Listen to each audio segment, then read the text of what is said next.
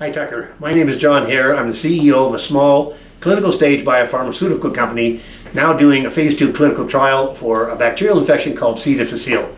We've had problems getting financing to take this drug to market, and I've now, based on what I've learned from COVID-19 and the influence that Big Pharma has with the FDA and basically drug development and in general, that unless your treatment at our stage is something that Big Pharma eventually wants to run with, it won't get financing, right down to the smallest end, even to the angel and venture capital people at this stage in the financing process.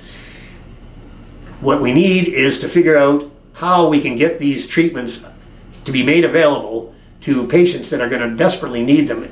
As a matter of fact, on antimicrobials, basically new antibiotics, we're not developing new antibiotics right now, and they're suggesting that by 2050, the new pandemic will be 10 million deaths annually based on minor bacterial infections that we don't have treatments for because we have not been developing new antibiotics or new antimicrobials. Anyway, that's our problem. We can't get financing based on the fact that Big Pharma is not going to look at something that doesn't give them the money back, payback that they need.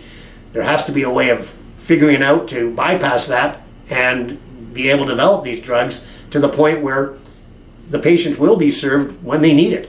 And it's going to be one of those, during the pandemic itself, they had to rush these drugs to market, the vaccines, etc. If we get caught in that kind of a situation by 2050 for new antimicrobials, we're going to be in a lot of trouble. Anyway, that's my question basically, is we need to look at an alternative system for developing drugs that people absolutely are going to need. And hopefully we can come up with an answer to that. And that's my question. Thanks, Tucker.